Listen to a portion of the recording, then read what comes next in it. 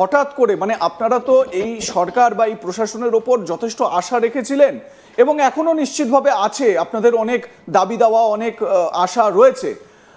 হঠাৎ করে এই রকম একটা নির্দেশিকা, মানে কি হয়েছে ব্যাপারটা বিস্তারিত আপনার কাছে একটু জানতে চাইবো। দেখুন, আপনারা সবাই জানেন যে এর আগে যে এসআইআরটা হলো আর কি। হ্যাঁ।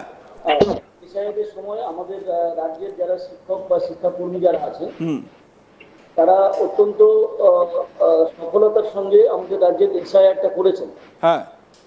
এবং সেই সময় আমরা বারবার করে বলছিলাম যে যে এত বেশি পরিমাণ যারা শিক্ষক আছেন বা শিক্ষাকর্মী আছেন তাদেরকে এসআইআর এ ব্যবহার করা হলে পঠন পাঠনে অসুবিধা হবে এবং সার্বিকভাবে শিক্ষা ব্যবস্থার উপর একটা প্রভাব পড়বে। এবং সেটা আমরা দেখলাম। এসআইআর এর সময় অনেক রকমের জটিলতা হলো, এটা জানেন আপনারা সবাই, অনেকে মারা গেলেন। হ্যাঁ। মানুষ বলুন বা তৎকালীন সরকার যারা ছিল তাদের চাপে, তাদের ভয়ানক রাজনৈতিক প্রেশার ছিল, সেই ব্যাপারগুলোকে অনেকে উপকার করতে পারেনি, তারা মারা গেলেন। আমরা ভেবেছিলাম যে এই ঘটনার পরে তারপরে নির্বাচন হলো, নির্বাচনের পরে একটা নতুন সরকার প্রতিষ্ঠিত হলো।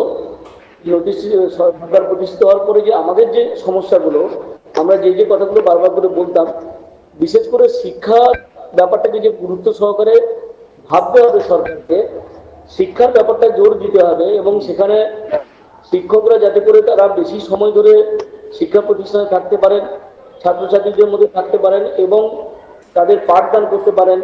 কারণ আপনারা সবাই জানেন যে এই যে প্রাতিষ্ঠানিক শিক্ষা ব্যবস্থা, যেটাকে পাবলিক এডুকেশন সিস্টেম আমরা বলি, এটার কিন্তু আমাদের রাজ্য কেন সারা দেশের সিংহভাগ অভিভাবক অভিভাবিকা তারা কিন্তু এটার উপরে নির্ভর করে থাকেন। তো স্বাভাবিকভাবে সেই শিক্ষা ব্যবস্থাটাকে সঠিকভাবে চালনা করার জন্য বা অভিভাবকদের আস্থা অর্জন করার জন্য, বিশেষ করে গত সরকারের আমলে শিক্ষা সংক্রান্ত যে কেলেঙ্কারি আমাদের রাজ্যে হয়েছে, সেই কেলেঙ্কারি থেকে বেরিয়ে এসে নতুন করে শিক্ষা ব্যবস্থাটাকে সাজানোর জন্য যেটা করা দরকার ছিল, সেটা হচ্ছে যে আমাদের রাজ্যের শিক্ষক যারা আছেন, শিক্ষাকর্মী যারা আছেন, তারা বেশি সময় ধরে যাতে শিক্ষা প্রতিষ্ঠানের মধ্যে থাকতে পারে সেই ব্যবস্থা করা দরকার ছিল। কিন্তু আমরা দেখতে পাচ্ছি যে কিছু কিছু ক্ষেত্রে নতুন সরকারের সময় যে পদক্ষেপ নেওয়া হচ্ছে, এই পদক্ষেপ মানে শিক্ষার স্বার্থ অনেকটাই বিরোধী, এটা আমরা মনে করি। কারণ আমরা জানি যে কিছু কিছু ডিউটি করাটা আমাদের পক্ষে বাধ্যতামূলক। না, আপনারা আমি একটু স্পেসিফিক ভাবে জানতে চাই, আপনি যে অভিযোগটা করছেন বা যে বক্তব্যটা বলছেন, আপনি বলছেন যে এই সরকারের পদক্ষেপগুলো শিক্ষা বিরোধী। মানে কেন? এই সরকারই তো বিগত সরকারের যে মানে শিক্ষা নীতি যেটা ছিল বা যেই রকমভাবে শিক্ষা দপ্তর চলতো তার বিরোধিতা করে, এবং বহু সময় আমি এর আগেও দেখেছি যে রাজ্য মানে যখন এই সরকার ক্ষমতায় আসেনি, বিরোধী দলে ছিল, তাদের যে নতুন একটা শিক্ষানীতি তারা আনবেন বা রাজ্যের শিক্ষা ব্যবস্থায় একটা পরিবর্তন আনা হবে, আপনারাও অনেক সময় ওয়েলকাম করেছেন সেই সমস্ত কথাকে। হঠাৎ করে এমন কি হলো যে আপনি আজকে এই অভিযোগটা করছেন যে এটা শিক্ষা বিরোধী? দেখুন, এটা তো সবাই প্রত্যাশা করে যে এতদিন ধরে যে একটা হেজিমনি চলছিল এবং শিক্ষার্থীদের যে আক্রমণ চলছিল, আমরা তো সবাই এটা প্রত্যাশী বা প্রত্যাশা করে আছি যে নতুন সরকার যে প্রতিষ্ঠিত হয়েছে সেই সরকারের আমলে মূল যে জায়গাগুলো বা বেসিক যে জায়গাগুলো, সেই জায়গাগুলোতে পরিবর্তন আসবে। তার মধ্যে আমরা দেখেছি যে শিক্ষকদের নিয়ে গিয়ে দুয়ারে সরকারের ক্যাম্পে নিয়ে গিয়ে বসিয়ে রেখেছে, শিক্ষকদের নিয়ে গিয়ে যত রকমের যে প্রজেক্ট চালু করেছে সেই প্রজেক্টের কাজ করাচ্ছে, অথচ তারা কিন্তু ক্লাসরুমে যেতে পারছে না, ছাত্রছাত্রীদের পড়াতে পারছে না। এইটা কিন্তু অত্যন্ত মানে একটা উদ্বেগের বিষয় বা চিন্তার বিষয়, যেটা আমরা বারবার করে গত মানে এর আগে যে সরকারটা চলে গেল সে সময় কিন্তু আমরা অভিযোগ করেছি যে সরকার স্কুলগুলোকে যেন উপভোক্তা বানানোর জায়গা বানিয়ে ফেলেছে, সেখানে কিন্তু পাঠদানের জায়গাটা গৌণ হয়ে যাচ্ছে বা পড়াশোনার জায়গাটা গৌণ হয়ে যাচ্ছে। এবার নতুন সরকারের কাছে তো আমাদের প্রত্যাশা থাকবেই, কারণ দেখুন শিক্ষকদের মধ্যে একটা বড় অংশ, শিক্ষাকর্মীদের একটা বড় অংশ, সিংহভাগ, তারা এই সরকারকে ক্ষমতায় আসতে কিন্তু সাহায্য করেছে। তো স্বাভাবিকভাবে আগামী দিনে যে পদক্ষেপগুলো সরকার নেবে সেগুলো যাতে করে শিক্ষামুখী হয়, শিক্ষা ব্যবস্থা আরো জোরালো করা যায়, সেই দিকেই যাওয়া উচিত। কিন্তু কিছু কিছু পদক্ষেপ এমন হচ্ছে হঠাৎ করে কিন্তু শিক্ষক মহলের মধ্যে বা শিক্ষা মহলে একটা অসন্তোষ তৈরি করছে। যে ঘটনাটা ঘটেছে, নিশ্চয়ই আপনি সেই আলোচনায় আসবে কিছুক্ষণ পরে, যে ঘটনাটা ঘটেছে এটা তো অত্যন্ত ভয়ঙ্কর একটা ব্যাপার। মানে আগামী কয়েক মাস তো মানে পরিস্থিতি এরকম যদি দাঁড়ায় তাহলে পুরো স্কুলগুলোকে বন্ধ করে দিতে হবে, এবং স্কুল বন্ধ করে দিলে তো অভিভাবকরা তো প্রচন্ড ভাবে অসন্তুষ্ট হবেন। তারা বিক্ষোভ দেখাতে পারেন যে কি কারণে তাহলে আমরা সরকারি স্কুলে বা সরকার পোষিত স্কুলগুলোতে আমাদের ছাত্রছাত্রীদের বা ছেলে মেয়েদের পড়াচ্ছি, এই প্রশ্ন কিন্তু তারা তুলতেই পারে। এই আশঙ্কা কিন্তু আমরা ইতিমধ্যে করতে শুরু করেছি। দেখুন, আমরা এই বিষয়গুলো নিয়ে আলোচনা অবশ্যই করব, এবং আমাদের দর্শকরা যারা রয়েছেন তারা কিন্তু উদগ্রীব হয়ে জানতে চাইছেন। অলরেডি আমার কাছে অনেক কমেন্ট আসতে শুরু করেছে। অনেকে আমাকে এটা বলছেন মানে যে কেন এরকম কথা আমরা বলছি বা এরকম কি হয়ে গেল ইত্যাদি, এই ধরনের কিছু কমেন্ট আসছেন। এবং মানে সরকারি কর্মী যারা, বিশেষ করে শিক্ষক কর্মী যারা বা অশিক্ষক কর্মী, শিক্ষক শিক্ষিকা যারা, তাদের যে কাজ সেই কাজ নিয়ে কিন্তু বেশ কিছু প্রশ্ন অনেক মানুষ তুলছেন।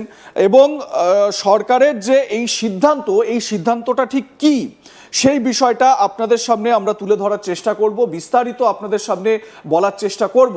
কেন হঠাৎ করে এই রকম পরিস্থিতি তৈরি হলো যে স্বপন মণ্ডল বা তার মতন যারা রয়েছেন সংগঠনগুলো, মানে সংগঠনের নেতারা, তারা কেন সরব হচ্ছেন বা তারা কেন এই ধরনের বক্তব্য রাখছেন। সরকারি যে নির্দেশিকা সেই নির্দেশিকাটা আগে দেখাই, তাহলে এই আলোচনাটা এগিয়ে নিয়ে যেতে আমাদের সুবিধা হবে। কেন আমরা এই কথা বলছি সেটা আপনারা বুঝতে পারবেন। দেখুন, ইংলিশে যে নোটিফিকেশন, সেই নোটিফিকেশনের বাংলা তর্জমা আমরা করে দিয়েছি, দেখতে পাচ্ছেন এখানে পরিষ্কার লেখা রয়েছে, in reference with the above, this office is directed to inform you to go through the attached memo which will speak for itself. The undersigned is hereby circulating the instructions as received from the Special Municipal Commissioner and Additional Principal Census Officer regarding duty on Census 2027. মানে census 2027, জনগণনা বা জনসমীক্ষা 2027, বুঝতেই পাচ্ছেন এই জনগণনা বা জনসমীক্ষার কাজ করতে হবে। It is a mandatory duty in terms of public interest and the HOIs are requested to ensure involvement of the assigned teaching and non-teaching employees of your institutions to perform the duty following the government protocols. The enumerators are appointed as per the provision of section 5 and 11 of the Census Act 1948. and এটা ভালো করে দেখবেন এখানে কি বলা হচ্ছে, refusal to perform census duties, মানে জনগণনার কাজ বা সমীক্ষার কাজ যদি কেউ করতে না চান, shall be punishable with fine which may extend two 1000 rupees, মানে জনগণনার কাজ যদি কেউ করতে না চান তাহলে জরিমানা করা হবে 1000 টাকা। And in case of conviction shall also be punishable with imprisonment which may extend to 3 years, মানে যদি কেউ কাজ না করতে চান জনগণনার কাজ, তাহলে 1000 টাকা জরিমানা তো হবেই, তার সঙ্গে 3 বছর পর্যন্ত জেলও হতে পারে। এই রকম বার্তা কিন্তু দেওয়া রয়েছে একেবারে পরিষ্কার, মানে এই নোটিফিকেশনের মাধ্যমে একটা কিন্তু হুমকিও রয়েছে, পরিষ্কার কিন্তু আমরা সেটা দেখতে পাচ্ছি।